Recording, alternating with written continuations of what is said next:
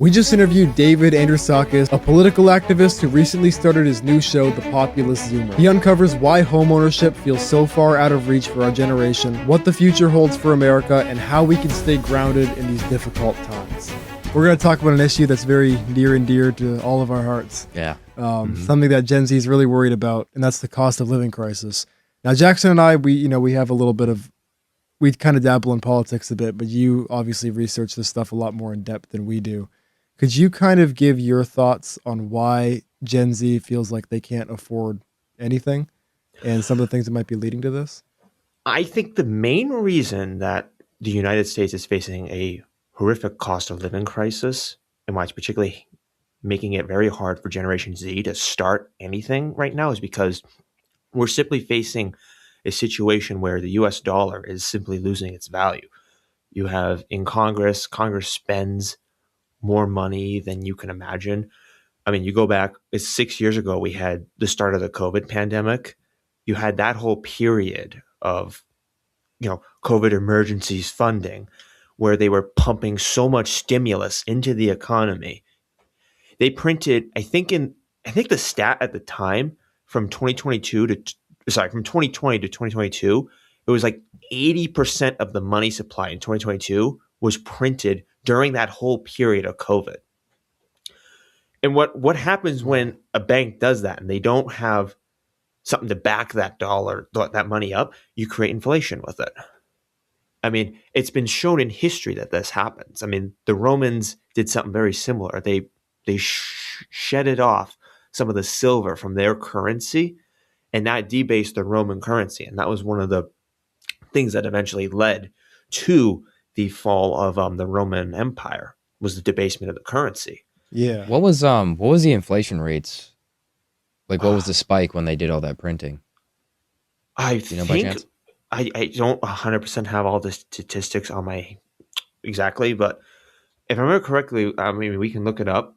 Yeah, I we think can look the it up. inflation rate, I think, was like 2% or something like that in 2020, right before COVID. So this was like during Trump's first presidency, and then you had obviously COVID taking up the rest of Trump's presidency through 2020, and then you had, Biden came in with COVID still going on, and then they spent so much money. And I think even now we're still kind of spending ridiculous amounts of money, even with the Republicans in Congress. I mean, both parties do it. Yeah, it was really interesting because when I heard about Doge, I really thought that one of the main objectives of this administration was to reduce government spending. And then you look at like the big beautiful bill, for example. I don't remember what the exact amount was, but it was something some stupid amount of money. And I'm like, what was the point of even having Doge? What was the point of any of this? You know what I mean? You realize that it kind of is on both sides. It's just that they like to spend, Republicans will spend on things that are important to Republicans and Democrats will spend on things that are important to Democrats, but both of them are going to spend lots of money. You know what Exactly. I think you always got to ask the question, why was Elon Musk ran out of the administration like that? Because I think I think Doge was actually pretty popular among citizens at the time. What I mean, maybe actually I'll get happened flack for there? I had heard that it was like there was a limit. I mean, he was never supposed to be in there for a while, but then it seemed like he kind of just got like pushed out of there with like forks and knives, Yeah, I don't 100% know all the details of it, but there was definitely the falling out of Trump and Elon Musk over that whole Epstein thing. I think it also, if I remember correctly, there was also the clash about the big beautiful bill, which Yeah, I remember that because he's like, you just undid all the work that I did, basically. exactly. And I think, yeah, I believe that's one of the biggest reasons that we're facing such cost of living, is the fact that Washington just continues to spend so much. It's like, imagine you give a teenager like a credit card, and you don't give him any limits or anything. So then the kid goes out like to the mall and just starts, yanking up the credit card at every single store in the mall. Eventually, that kid's going to max out the credit card because they don't know any better. Yeah, no, Congress it's predatory. Congress right now is predatory is the exact word. Congress is very much acting predatory on this. And it's both parties. I hate to say it. Like it's just both parties. Yeah. So sorry ahead. to cut you off. I just wanted to ask, so you mentioned like spending is obviously a huge one. which I imagine because it makes the dollar less valuable. So for the people watching that don't understand why the government spending a lot of money makes a dollar less valuable, could you kind of like explain that to them? So, to the best of my ability, and I will say this, I'm not an economist. This is Mhm. just from my research, and maybe if I'm wrong on this, I'm willing to hear someone else give an opinion on it. But basically, the way it works when we create money in the US, so we have an institution called the Federal Reserve that's technically outside of the government. It's actually that is one of the biggest misconceptions that people have is that the Federal Reserve is part of the government. It's actually private, believe it or not. And so basically what happens is when the Federal Reserve prints a dollar, they also print a dollar of debt. So everything is very much debt driven in the United States. So, and one of the things that really began Congress and the Fed creating unlimited amounts of money was when the United States got taken off the gold standard. I think this was back during the Richard Nixon administration. It was proposed as a temporary solution, but the U.S. has never actually gone back to the gold standard. So basically, the U.S. runs on fiat currency. It's basically the value of the currency is basically defined as people's confidence in the currency. That's how I learned it when I was in college and taking macroeconomics. So the value of the dollars that you have in your pocket are basically almost determined by confidence in it. Hmm. And confidence in the US dollar is very much becoming volatile. Just today, actually, Wonder why. Yeah, exactly. for good reason. Just Yeah. today, when you look at the precious metal markets, it tells you that the dollar is in lots of trouble because do you know how much silver prices hit today? No, I don't. Silver today hit $93 an ounce. What was it before? So if you went back, because I'm on TradingView right now, I'll send you a screenshot when we finish recording. If you go back to this is Monday, May 8th of 2023, silver was $24 an ounce. 20, And that's 23, partially also $24. because people are investing in groups with silver as well. Like there's a lot of AI, data centers, EVs, and all that. So this But is this has gone this is like quadrupled just in the exactly, past couple of years. We should have it, listened to Robert Kiyosaki. He's big on silver. It's gonna Yeah. boom. He it loves it has so much he indeed. bought mines.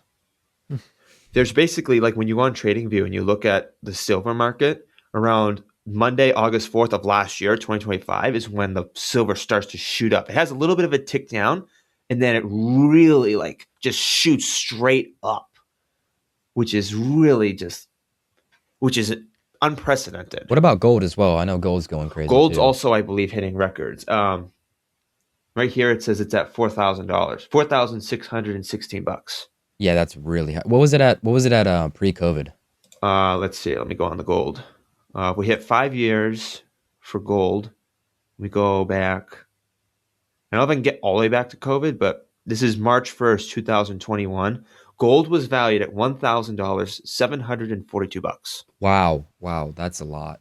Isn't that That's a lot. insane? And today it's $4,616. That's insane. Yeah, I mean it That is a I direct think correlation to the dollar. exactly. That I think shows you, and there's statistics out there too that I think they've done the research and they basically said that ever since the Fed's been put in power, the US dollar's lost, I think, like 98% of its purchasing power. Wow. Because my parents, like my father's a baby boomer. He's of that generation. Don't go on the stereotypes about him. He's not all baby boomers are the stereotypes. But I always would hear the stories of, when they'd go to the movie theaters or do regular activities, how cheap it was. I mean, Mhm. don't get me wrong, there were probably economic struggles back then. The 70s had stagflation and all that. But I mean, it's like $15 to go buy a movie theater ticket now. Back Yeah. like in the 70s, I mean, what, it was like less than a buck or something like that. I Yeah, mean, it's I could insane. be exaggerating it, but point is it Yeah. was cheaper. Yeah. So aside from government spending, what do you think are some of the other issues that are causing the cost of living to go up? We can even use housing as an example if we want to go into specifics. Well, if you're talking about housing, I mean, you've got groups such as BlackRock buying up all the houses. That's one of them. Political instability, I think, is another one. I mean, I haven't really done research on this part, but this is just my own speculation. Where we live up in New Hampshire, when you look at the housing prices pre-COVID versus now, there's one thing that I noticed, and that's during COVID, a lot of people migrated from states like New York, Massachusetts, Connecticut, Pennsylvania. They all migrated up to New Hampshire. And that very much exploded our housing prices. I mean, our housing prices were already like kind of expensive in New Hampshire, but they weren't what they are now, where even a small crappy house is like almost worth $500,000. It's partially, I think, also a supply and demand issue. I mean, the other issue that I hear people talk about is migration. We have so many people coming into this country, both illegal and illegal, and it's pricing out like everyday citizens from buying a house. How does that work exactly? I'm sorry? How does that work exactly? Like, how would illegals be pushing up housing prices? Well, you have illegals coming in, taking up apartments, or they buy up these little houses, or the governments buy up these little houses, and then the illegals live there. In Massachusetts, actually, they had illegals living in hotels because they didn't even have the infrastructure to just shelter them. So they literally would take over hotels in Massachusetts and house the illegals. It's one of a myriad of problems. There's not. I don't think there's not one problem that has caused it. I think it's multiple. And I'd also argue too that it's energy prices too. Energy prices also being the way they are. I mean, we have some of the most expensive energy prices in the Northeast. I mean, when you had the attacks on energy for the last like 5 years, the cutting off of pipelines, and this whole, we're supposed to invest only in green renewables.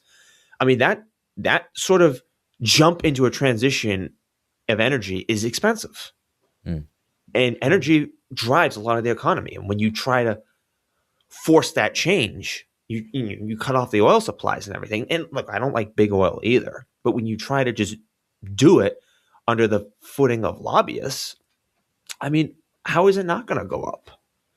Especially, cost energy to cut the lumber, cost energy to build, cost energy to heat the house and everything. Right. That is true. I mean, we are seeing, the cost of energy obviously will increase the cost of the home, but we're seeing houses that were pre-COVID, let's say, I don't know, maybe 300, 350, 400, that are now sitting at above 800 to 900, possibly even $1 million in the same neighborhood. And we're questioning, like, how is that actually possible?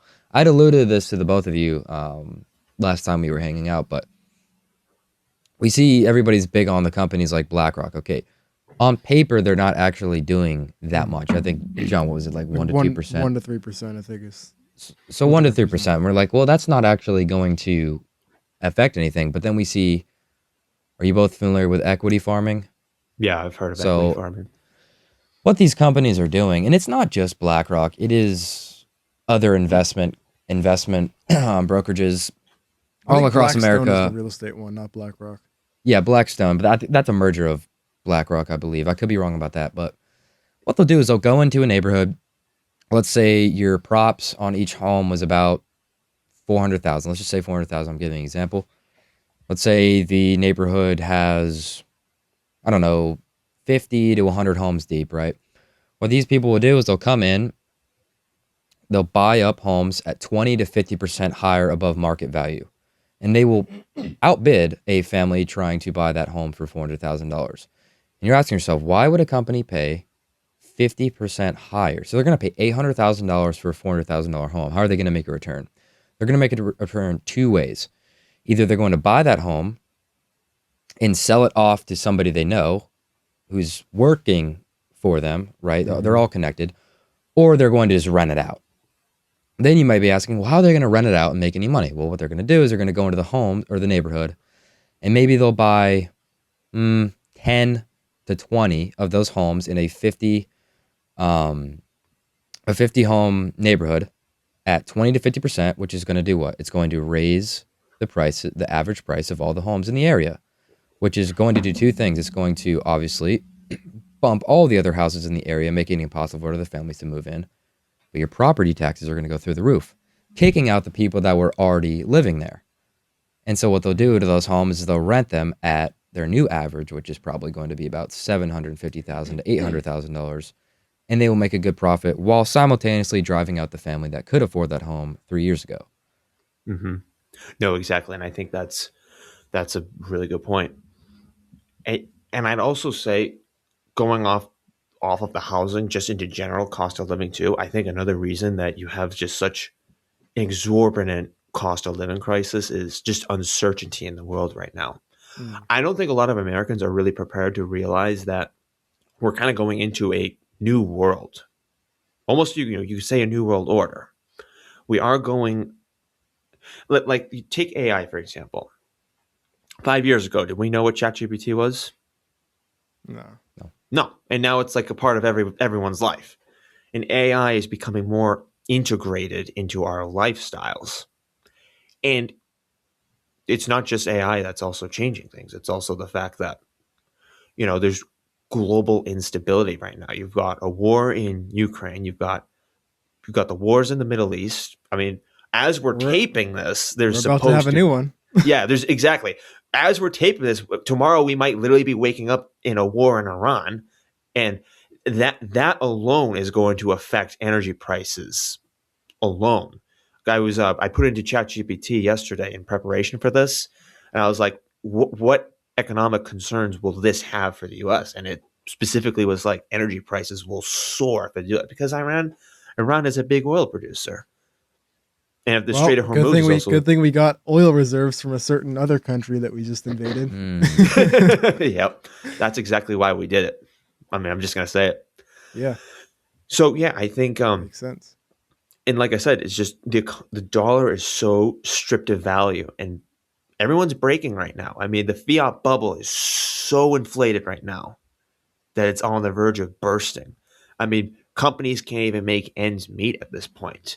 Like 2025, I think, saw some of the highest amounts of layoffs.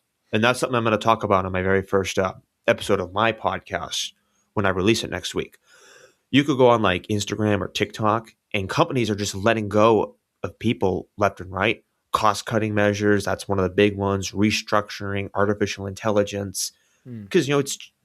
Why? If you can't make ends meet, why would you pay somebody when you can have AI do it? Mm.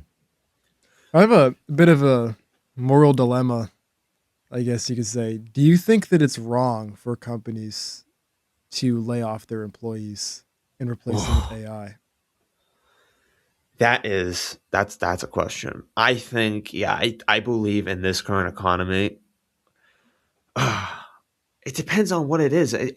I feel like I would say no if the job market was better, but where the job market is so bad right now, where it takes people like 9 months to find a job, I think that's kind of mean. I'm just Could you share your own experiences there, if you wanted to go into that with the job market? Oh yeah, I mean, luckily I've found work at the point. I've been lucky. It took me a while, but I have other friends. And I took a while to find work after graduating college. I mean, it was definitely longer than I thought. And I did things right. I networked and all that. But I know other people. I know someone who went to Wentworth Institute of Technology. That is a good school. That's one of the premier interior design schools. No offense to my alma mater, but definitely a better school than UNH. And she can't find work. And like I said, that's one of the premier interior design schools for construction. And she can't find work. That, wow. I think right there tells you that they can't invest in workers. Nobody knows where the world's going to be in a year from now. I mean, we could be in World War III for all we know. Yeah, it's definitely something to think about. I thought that came to my mind is you'll have a lot of people asking like, what on earth do I do about all this? And I'm sure we'll get into more detail on this later, but I would imagine if no one's hiring an interior designer, to me, if I had that background, I would probably create my own interior design business. Do you think that entrepreneurship can kind of be like a way to bypass all of these things? Or do you think that this sort of crisis is hitting the entrepreneurs as well. I think entrepreneurship can work, but there's a difference between being a worker and then being an entrepreneur. As someone who also runs a small business myself, as on the side of where I currently work as well, I run a photography and videography business, and also doing the podcast is also going to be sort of a venture on its own. There's, I think, the opportunity for people to do that, but you also have to have business skills and business mindset. And if you don't have that, it's easier said than done, I think, starting business. But the benefit that people have today is we have the internet. We have the internet. We have AI. ChatGPT. Exactly. ChatGPT. You literally type in a prompt to ChatGPT, like, how can I make this business work? And it'll spew it out like that. I think we're in an era now where I think people are picking up multiple side hustles along with their like 9-to-5s, because the economy, they don't know if their job's going to be secured. So that's what I'd say to people. You might hate your job, but like cherish the fact that you have it, because there's people who are getting laid off like left and right. And these aren't like small companies being laid off. These are like Amazon. I think right at the end of the year, Amazon laid off like a whole bunch of people. Let me just type in, like, I guarantee you there's another company that just laid off people. I'm just going to type layoffs into Google, and I'll tell you what I see. Yeah, this is the New York Times. Meta plans to cut around 10% of employees in Reality Labs business. 10% for them. Yeah. That's a lot of people. That's Exactly. A lot of people. Yeah. And that's Meta. That's Facebook and I Instagram. also heard, and I learned this from James Fishback. I don't know if you saw that interview with Tucker. We were supposed to interview him, but unfortunately, another podcaster interviewed him instead, and I think they might have actually double booked him on our slot. who that No, is. we've got ours the 5th. They were very close to one another. But yeah, we did reschedule it. But he mentioned that when Amazon fired all those employees, they replaced them with H-1Bs. Yeah, and Which is interesting. Do you think that's contributing to that job market issue where a lot of Americans can't find work because they're finding foreign labor that's cheaper? Yes, 100%. That is another reason that I think people can't get jobs right now. Is it's just cheap. When you can't make ends meet, it's just cheaper to have foreign labor come in. I think there was the big debacle between Vivek and many of the Trump supporters right before Trump came in about H-1Bs. H-1B, I think, has been a big debate among this administration since then, because I believe they've increased it. If my memory is correct, they've actually they've brought in more foreign labor now. I don't know if that's 100% of a true statement, but my point is that they continue to bring in more foreign labor when, the government's supposed to take care of its citizens first. I mean, charity begins at home. Right. I mean, I don't know if you guys have been down any of the big cities and all that, but Philadelphia or New York City, even Boston, the amount of homeless people now that are just out because there's so many who can't. I mean, first of all, there's many who get stuck into drugs and it's drugs, make bad life decisions. But then there's also the sect that they've lost their jobs and they can't afford their apartments. So I grew up at Martha's Vineyard. Mm-hmm. Housing there is insane, obviously, right? But there is a side of that island. Everybody hears that name and they go, "Oh, just billionaires, millionaires, whatever." No, there's a huge working class there, but you have people that were able to afford a home who work their fingers to the bone working 4 jobs that are actually right now intense. I believe it. Not even joking, intense. If not, you're better off. There maybe people that are a little bit better than them are in a home for a month and then they're in another home because they're renting it out and the rents are getting pushed and pushed and pushed and pushed. And they're even seeing there. I mean, I was talking to one of my relatives there, and they have people coming in. They have developers coming in all the time. Some are doing good work. Some are just raising prices to make a few bucks, but there is no restrictions. The average house there, the lowest house there was a shack in the woods that would still probably need about $200,000 into it, was just over $1 million. Just over $1 million. And it was a shack in the woods where you could maybe fit a small bed in and maybe a sink. Wow. That's crazy. It is an island. There's different logistics, but that's kind of what's happening everywhere. It's just an extreme scale there.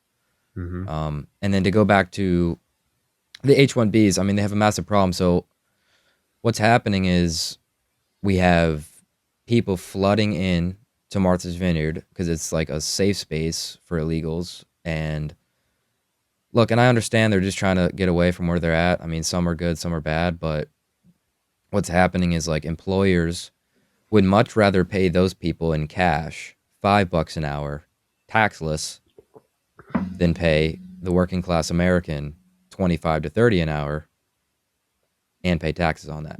You know what I'm saying? Oh, you nailed it out of the head. Like there's a trend forecaster that I follow out of Kingston, New York. His name's Gerald Salente, recognized as one of the best, like the most prominent trends forecasters out there. And he's talked about like the homeless crisis. He specifically highlighted this case. I think it's in Connecticut. It's in the county closest to New York. And they were talking about one of the cities there, about how before COVID, there virtually was no homelessness. And then COVID, everything that you just mentioned, people being pushed out because rent's going up. Now the homeless have taken over the streets in that city. And it's a shame. Even where I went to school in Concord, New Hampshire, I mean, there were always homeless people. Don't get me wrong. There was always like some homeless and druggies in Concord, but it's nothing like what I've seen in the last 2 years in that city. I mean, you see them coming up like near the intersection of 393, which is the highway you take into the city. They used to never come up that far to the state workers union building. They used to hang out by the market basket there, which is the grocery store. It's out of control. And yeah, I think the other thing I would add on to is I think Fishback talked about it too, that American conservatives are just way too focused on GDP growth as the only measure of growth. And Salente also brought this up, the trends forecaster, that most of our GDP growth last year is going into AI. It's not even really going into like manufacturing and everything like that. I saw this graphic. Sorry to cut you off, but I saw this graphic that said that most of our GDP is literally just 7 companies passing money back and forth to each other. And there's like a graphic where they break it down. We could probably throw it on the screen. But it's actually kind of hilarious when we think about this is literally what our economy is built on. Yeah. And Wall Street has definitely strangled Main Street, I think. That's just my personal opinion. What is Main Street? When I say Main Street, I'm talking about like small businesses. Mm-hmm. Gotcha. Mm-hmm. Going down the main corridor and going to small shops. I mean, if you go into to parts of Concord now, and it's all chain restaurants, all chain grocery stores. I mean, once upon a time, there was a time in this country where the grocery stores were local, but now it's all chains. And on top of that, we have a major problem with the way that equity is dispersed. And there's really, unfortunately, I don't think any way that we can stop it. But we have companies like Vanguard, BlackRock, State Street, etc., that actively own 89% of the stock market, or what is the S&P 500? Yeah. What is the 5,000? The Inc. 5000. Yeah, and then even the Inc. 5000, where they own 89% of those, right? So every major business decision in America for every major corporation, when they all sit down, you have guys that are really in the business that want to make, changes for the business, or they want to increase their revenue, but they're only going off of quarters. So they're doing what they can do to keep their shareholders happy just for that quarter alone, instead of making changes that are going to increase revenue for the whole company on a yearly basis. Why is that a problem? You have people, they sit at their big desk and they make decisions, and then some Smo Joe who works at Vanguard will come in and say, no, you're going to make this decision because, by the way, we own majority stock in your company. Yep. So you have people that don't even work at these companies, that are just solely invested to make a profit, have major decisions in whatever goes on. So what are they going to tell them? Do what you have to do to make as much profit as possible. Now what are we seeing? Greed, greed, greed. And I know it's all over the place. I know that there's good people in this world, but one of the biggest things that we haven't even touched on is like greed is a very real thing. And, Yep. normal people wouldn't go to the extents, but we're dealing with people that just don't care. They do not care about the American public. They don't care about anybody. They care about making another $1 billion when they already have 40. You know what I'm saying? Oh, It's about exactly. quarterly earnings and keeping their shareholders happy. What does that mean? Make them money. That's all. That's it. It's the only variable. There's a reason the Bible warns against like the lust of money and greed and everything, because it corrupts. When Yeah. you make money, you're God. Mm. Make profits, you're God. It ultimately corrupts. I mean, it's like you can start a company that you started it to further the economy. You started to give a real service to people, and you have morals and values, but you make that company public. What's going to happen? If it's worth anything, it's going to be bought up at all these investment firms. And then what you built your company on a backbone, you're going to sit at that next meeting and you're going to have some schmuck who just came in here yesterday tell you exactly what to do because they own 51 and you own 49. Mm-hmm. How can we One of make the change with things, that? yeah, one of the things that I think also really hurt the U.S. economy was NAFTA. Ross Perot, who was running as an independent candidate, I think this was when Bill Clinton got elected. He said, and I'll send you the video so you can play it. He had a very prophetic warning that when NAFTA was put in, that you'd hear a giant sucking sound, and that sucking sound was basically, our manufacturing, everything going overseas because it's cheaper to produce it overseas, send it here, and then you can maximize your profits. Yeah. And that's one of the things that's hollowed out a lot of middle America, particularly. I mean, they're literally like ghost towns in the Midwest because the Yeah. factories left. I've heard about that too, that moving factories overseas really damaged a lot of people. I heard Pennsylvania. No, was it Pennsylvania? There was another state, um, few states in the Midwest, like you mentioned, that had that problem.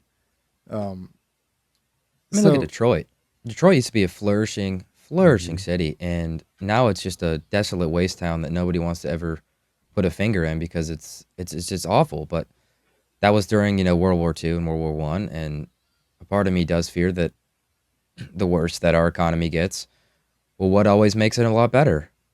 Unfortunately, war. I do not want to take that route by any means because that means that one of us could be getting drafted. But Mm-hmm. the same people that are going to make that decision, if things keep getting bad enough, well, what are they going to say? War. And then they'll usually start some ruckus over something that nobody even really knows about, and there it is.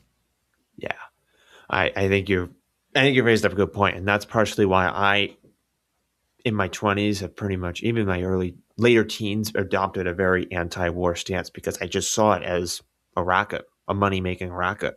yeah. Yeah. But I think this situation of the economy is something that many of the wealthiest individuals of the world know about. And like you said, they can maximize profits. And I don't think they really have any intention of wanting to really stop it. Now, we can stop it, maybe. I hope so. But when you pay attention to the meetings of like the World Economic Forum, World Economic Forum, many of the other globalist meeting groups, they talk about bringing in two things: central bank digital currency, or CBDC, because I think that's where we're really moving, is digital currency, and then a universal basic income. Because what are all these people who don't have jobs? What are they going to do? I Mm. mean, they've got stuff to pay, they've got groceries to get, families, kids to feed. I am afraid that I'm not trying to be I'm not trying to be black pill, because I know this is like the supposed to be the show about bringing purpose, but I say this only because I want to motivate people to get informed.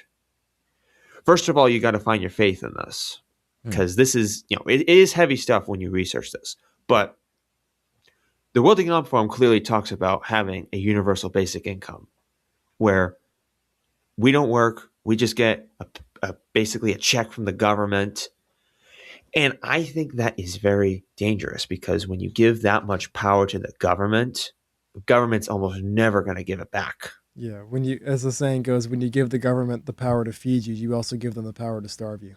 Mm-hmm. That is also why, and I think there are many people who are very well intentioned when they say it, when they talk about free healthcare, state-run healthcare.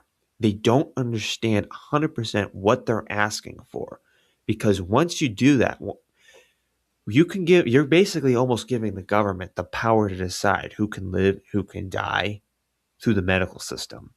And that is a scary thing to think about. And I get America's healthcare system price-wise sucks. Mm-hmm. We are so expensive. But I also don't think universal healthcare through the government is the solution, because answer, look at Canada with the medical assistance in dying program. Mhm. There are so many people in Canada right now who are jumping onto the MAID program. What's really interesting too, I think that culture has a lot to do with it. Mm-hmm. I saw a video recently, and we can roll the clip, but there was this woman who was essentially celebrating, I believe it was her father's decision to do MAID, to essentially end his own life. And she was taking a video of her daughter saying like, "Oh, my daughter is I tried to explain to my 7-year-old daughter that this is going to be the last time she's going to see grandpa, and look how happy he is. His pain's going to be over now because he's going to be doing MAID." And this is like, I really think that culture has a lot to do with it, because I think we've devalued life so much in our culture, where things like MAID, which is literally just assisted suicide, that's what it is, medical assistance in dying, has just become normal. David, do you think that part of the reason our culture's gotten to this point is just because we've kind of devalued human life? 100%. And that comes, I think, from removing God at the end of the day. When you don't have God, and I'm going to say, when you don't have Christ in your life, when you don't have God, you don't have Christ guiding your country and guiding your values, you start to see stuff like that. You see stuff like MAID, pornography. I know you guys have tackled that on the show a lot in different episodes. Mm. When you remove that, I really feel like culturally, when we removed God in like the 60s, when the U.S. really did that, that's when a lot of the cultural problems began. And I think it's just exploded to the point where we are now. The good news is, though, is that Gen Z is rising in Christian faith, which is impressive to see. I think people are realizing that. I like to use the term atheist nationalism. Atheist nationalism hasn't been working very well for us. So people are kind of looking for an alternative. I mean, out of everything that we've talked about today in this episode, I think the biggest thing ultimately is when we have lost the Christian values in our country, what else can we expect? I mean, we talk about it all like it's crazy, but I think all of us three can agree like it's really not. I mean, it's expected. When you have people that have no moral compass at all, that refuse to even accept that there is a moral compass, or maybe they're following something wicked and they do it on purpose, and they own the same industries that we're talking about. Well, how can we expect anything different, unfortunately, for this country? I mean, but that ultimately does lead to the bigger question, though, that it can be fixed. I think all three of us here believe that it can fully be fixed through Christ. I think, and I think it is kind of, it makes me laugh a little bit, where you'll have a lot of people, especially boomers, that will say like, "Oh, you guys just need to work harder. You guys just complain about everything. And when I was your age, I just worked my butt off and I was able to afford a home at 21 and all kinds of stuff." And I saw a study recently that it was something to the effect of like, if the average couple worked the same hours that they do today back in the 1940s, 1950s, something like that, they would have an insane amount of money. Like the average couple in America works significantly harder, significantly more hours than the average couple in like 80 years ago or something. For so much less too. For so much less money. And those couples still struggle to make ends meet. I think it's something but like 110 hours a week or 100 hours a week versus like 40 hours a week, something like that. But it is kind of ironic where you'll have older people saying like, "Oh, you guys just need to work harder and stop buying expensive lattes and stop wasting all your money on Black Friday shopping. And that's why you guys can't afford a home, because it was so easy when I was a kid." Back in my day. Yeah. And you look at that, and on the one hand, yes, there are people that waste money on a lot of things. But on the other hand, I know people who have literally done everything right. Like they have done everything that they were supposed to do. They stayed in school. They didn't screw around. They didn't go out partying. They didn't make impulsive purchases. And they were like the good kid that did everything they were supposed to do. And now they can't afford a home. And the majority of our generation most likely will never be able to afford a home, even if the home prices stagnate. Whereas if they're most likely going to increase because that's the trajectory that we're going on. So it's just this idea that, you know, you can sort of outwork this. You just put in more hours, you get a second or third job. It just doesn't really seem to be an option, especially when people in our generation are struggling to find one. Yeah. You know what I mean? Yeah. I guess the question is, if grind it out, work more hours, and don't buy coffee, and stop going to college for gender studies, and then if everybody's already doing these things and it's not working, everybody's doing what they're supposed to be doing, what do you think could be the way out of this situation? So I think for individuals, one of the most important things individuals can do right now is figure out how they can get out of consumer debt. And that's paying off student loans, car loans, everything like that. Once you can get out of debt, that I think is one of the biggest signs of freedom you can have in today's society, is to get free of debt. And, I don't really have 100% an answer that can apply to everybody. I mean, it's different depending where you live in the country. I would normally say, like, you got to invest your money. I think one of the biggest things you got to do right now is get your hands on tangible assets, because if the dollar goes bust, those tangible assets are going to be like your value. So I'd say if you have the money to muster silver, get into silver if you can, because on the current trajectory, you can likely still make some good money from it. I think also, I think if you work a job, work a side hustle, pay it off onto your consumer debt right away. Stop having that chain suck you down. That's one of the main suggestions that I would give.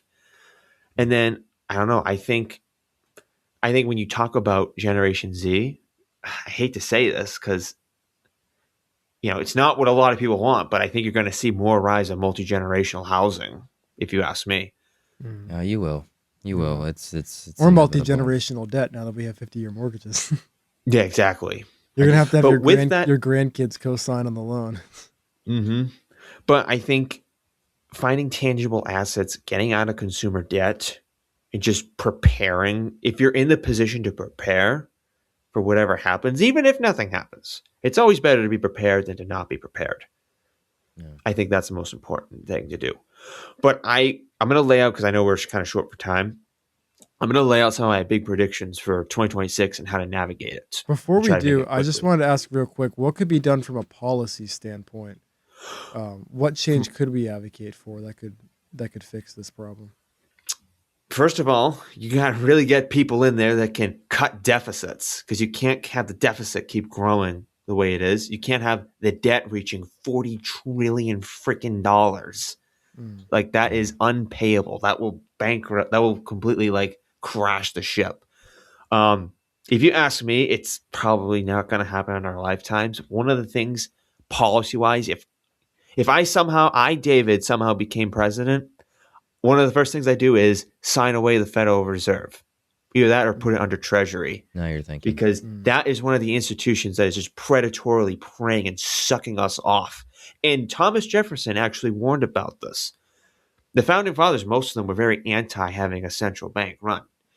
Jefferson said, and I'm paraphrasing it, he said, "I believe banking institutions are far more dangerous than standing armies. If the American people ever let private banks control the money supply, they will first control it through inflation, then deflation, and strangle out the money supply, leaving the children homeless in a country that their fathers once conquered." And has that not happened since the Federal Reserve was instituted? Yeah. You know who also didn't agree with the federal bank? Who's that? All the people that stepped on the Titanic. And Abraham Lincoln.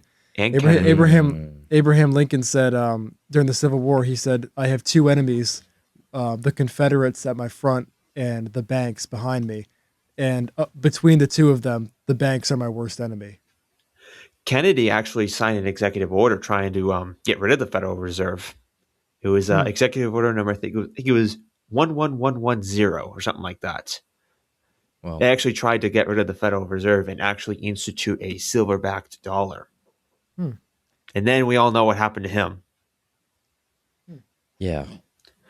I think there was So numerous I think that reasons is there. ultimately going to be one of the biggest struggles, is to figure out how we can get out of the current fiat bubble system, because the whole IMF system and everything is just not working. And I would say, if you want to look at a country that's on a slow rebuild, look at El Salvador. That guy, I believe, if I remember correctly, Nayib Bukele has based a lot of their currency now on Bitcoin. They I don't really 100% understand it. It's far beyond my comprehension, but they like energy mine like the Bitcoin or something out down there in El Salvador.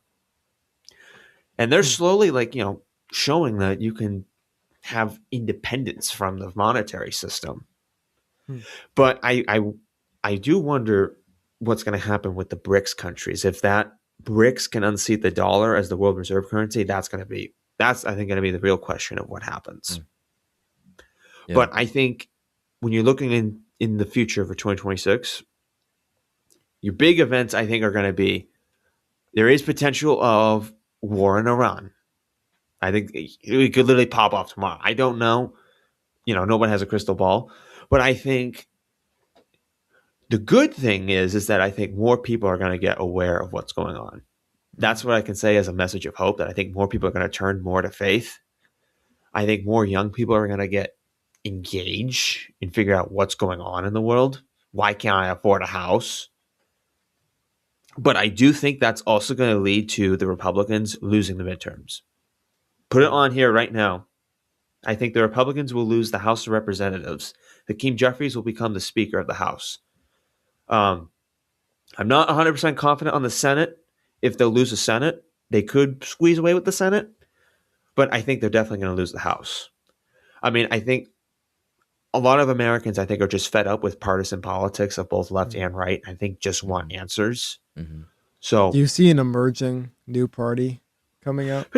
Potentially. It's just hard because there's such a money machine behind both parties. We have domestic and foreign lobbyists. So I won't say which ones, but you all know which ones I mean. Yeah, of course. When they fund both sides of the aisle, it's very hard for new parties to emerge. But it's definitely possible. I know people who are becoming very disaffected with the two-party system, and they're creating third parties in their states. I wanted to mention that you threw that out there. To go back to your original question, John, like, what can we do about this? I think a real difference in America can be made when Americans, not our government, I'm saying normal Americans that aren't in politics, finally wake up and realize that the left and the right are not enemies. It's the people that are pulling the strings on both sides. Mm-hmm. The fact that Americans will look at somebody who's conservative on the right and somebody on the left, have different views about different things, but consider themselves enemies, when all we do is just want to be able to own a home. We want to be able to feed our kids and not slave away at a job that we hate every single day of our lives. But we fight each other. We fight each other saying, you're the reason I'm like this. You're the reason I'm like this. No, we agree with the same things. Who's pulling the strings? It's certainly not Joe down the street who's a conservative and you're on the left. Yeah. It's certainly not. You're both normal working Americans. But we had to figure out who is like this, creating the PSYOP, and then something can actually change, I think. Well, exactly. I think it is really kind of a PSYOP to think that you have more in common with Elon Musk than your neighbor who happens to be a liberal. That's a really good point, John. That's a really good point. Yeah. It's like he wants the same things you do. He wants a home to raise his kids in. He wants affordable health care. He wants a good paying job. He wants to be able to take his family on vacation once a year. He wants to be able to have grandchildren, and he wants his bloodline to continue on without having to be herded into a tiny apartment or a smart city. And of course, we could do a whole different episode on that. Yeah. But it's like we've been so brainwashed where we will look at that guy and say, no, he voted for the other candidate. I actually have more in common with this billionaire who happens to be on my side of the aisle. Yeah. I agree. My closing remark is this. Again, I almost paraphrase what I said the last time I came on the show, but politicians are not going to save you. And I definitely have become more of an independent in the last year. I mean, I was the college Republican chairman, but I'll say to my leftist friends, because I do have them, believe it or not, I do have them. I will say to you that the politicians that you idolize are not really going to save you. They'll promise you the world. And then once they get to power, they will not do what they want. Because we, on our side, have also experienced that a lot recently. Politicians are not going to save you. The only person that will ever save you is Jesus Christ. He's the only person that came to this world, died for you on a cross. Can you imagine the beating that he took, the slashing of the whips, the crown of thorns, having his hands and feet nailed into that cross and hung up in crucifixion, which at the time was one of the most excruciating forms of execution? That is the man who loves you. That is the man who cares about you. And when people, both sides, realize that happened and Jesus Christ came for you, that I think is the day we can really begin to heal the partisan divide of Americans. When people finally realize that you can't attribute religious imagery to politicians, to political parties, to anything political, I think is the day that we can really heal the divide. Listen, the globalist elites want us divided. They want us to fight because that's how you can, rob a country, exactly, rob a country of its resources while we're out killing each other. So, like I said, Biden ain't going to save you. Trump ain't going to save you. The only hope is to put your faith in Jesus Christ. And, and I know people will say, you can't just trust a politician they say is a Christian. And I totally agree with that. But you can definitely look at their fruits. I think that's one of the things you can look at is to look at the fruits. And if their fruits align, that's what I'd say. But you can't put an idolatrous position on presidents because at the end of the day, they are flawed humans, just like us. I'm a flawed human as well. John Jackson, we're both flawed humans. We're all sinners. No, we're perfect. Oh, I never sinned. No, we're all flawed individuals at the end of the day. And to think that someone down the street who might have a different opinion of me is evil is just not the way to look at it, because I think I forget where in the Bible it says it, but if you hate like your fellow man, then like Christ will deny you or something like that. I kind of paraphrasing it, kind of botching up the scripture, but I think you know which one I mean. If you hate your brother, you've already committed murder in your heart. Something like that, yeah. I think you're right, man. I don't agree with the leftist values. Don't get me wrong. I think that abortion and all that is wrong, but I think we can figure that stuff out once people realize there's a common value in Christ. Yeah. Then again, most people that are pro-abortion don't usually tend to lean that way, and that's a whole nother episode and a whole nother discussion on the spiritual warfare of that. That's why we need a revival. Real quick, before we wrap this up, man, I just wanted to give you an opportunity to plug your podcast. What's going on? What's going on there for you? Yeah, so I'm officially starting a podcast called the Populist Zoomer. I am running it's mostly a political commentary show on what's going on in the current events. I'm trying to create a show where people are going to find Christ. They're going to look at this crazy world that we're in and realize that you've got to look to a savior at some point. And that savior is not politicians, it's Jesus Christ.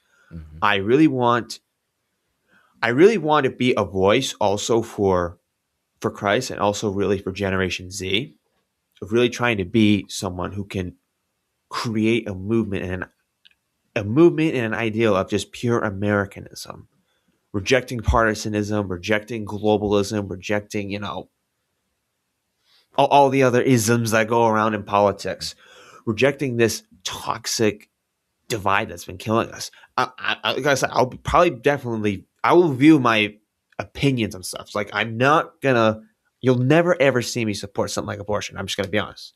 I am as pro-life as they come.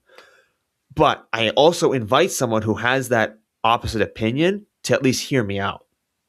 You might not agree with me. You might, I know there's a lot of violence going on right now, but I believe I'm doing this because we really need somebody who can try to just be a voice of America, not politicians, not labels or anything, and trying to understand that we are very much being manipulated by very, very bad forces.